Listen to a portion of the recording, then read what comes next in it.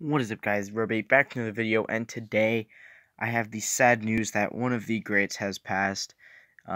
If you're watching this video, you already know what's happened. My channel is not somewhere where you're going to find that information out, but basically, one of the greats, Niki Lauda, has passed on, and yeah, it's sad news, not going to lie. I woke up this morning going to check Philly stats and see that pop up.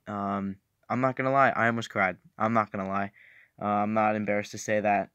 He's my favorite F1 driver of all time for several reasons, which I'm gonna go over. But yeah, of course, I'm sad to hear that news, as is most of the people in the F1 community. But yeah, I think they said he went without any, suffering or anything. He went peacefully, so that's good to hear. Especially when with a guy with a story like him, crashing, having a horrid crash in the middle of the season, coming back just 6 weeks later, missed 2 races, to come back and have a career like he did. It's incredible, and it's wonderful to hear that he was able to pass peacefully with a career like that. But yeah, so yeah, just a couple of the reasons why I think personally he's one of the greatest of all time. First of all, 3 world championships. That's hard to argue with. What should have been 4 without his crash, without missing 2 races, that would have been 4 right there. You can't exactly say that, but it almost certainly would have been. And yeah, that speaks for itself. Also, 25 race wins. He is the second highest race winner for Ferrari, which is the most prestigious team in F1 history. Obviously, right now, not having the success they want, but he has won more races for Ferrari than anyone else other than, of course, Michael Schumacher. So that also speaks for itself. But other reasons why. He had a drive and determination that's almost never seen before in motorsports, period. He was basically disowned from his family for how he wanted to race.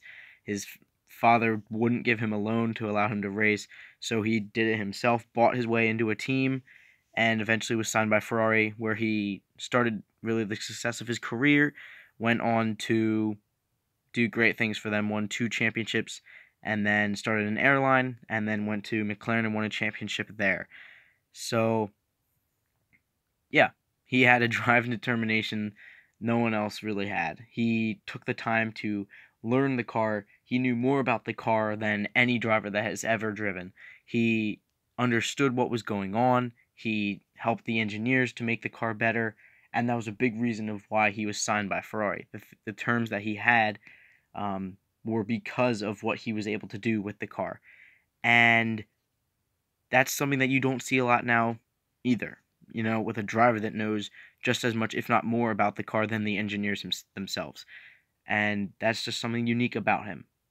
And just the drive that he had, the season would end, he would get right back to work. He would wake up at 5 in the morning and walk the track so that he would know everything about the track. That's just something you don't see. And I'll say that a lot of times in this video, that he was just such a unique driver. He did things that just people don't do anymore, and things you don't see anymore, and things that we only saw with him. There will never be a driver in any motorsport like Niki Lauda. He's not the greatest of all time. I'm not going to argue that. He's never going to be compared to Schumacher, Prost, Senna, Hamilton. He's never going to be compared to them.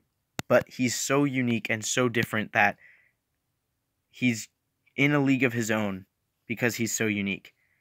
And that's why I think he's one of the greatest of all time. He just did things differently and had a drive above everyone else.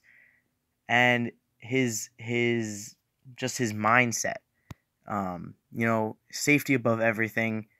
And he didn't drive because he enjoyed it. He drove because that's what he was good at, and that's what he did. And his motivation was, a little off. And he wasn't necessarily a crowd favorite for part of, if not a majority of his career, because of that. He was such a serious guy who didn't enjoy a lot of the other things that, popular drivers enjoy. But when it came down to business, he would get up, go to work, do what he had to do, and then attend other matters. And that's what I appreciate in him, because in a way I'm very similar to that. When it comes to the competition, no nonsense, nothing.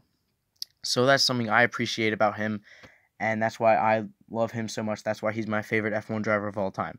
And, just everything in his story, it's sad to see what's happened to him, but yeah, it's sad to see, but everyone's going to pass, and he lived to be 70 years old, and the crash, they said, took 30 years off his life. He's basically lived to 100, so he had a great life, great career, and he will be remembered forever as one of the greats.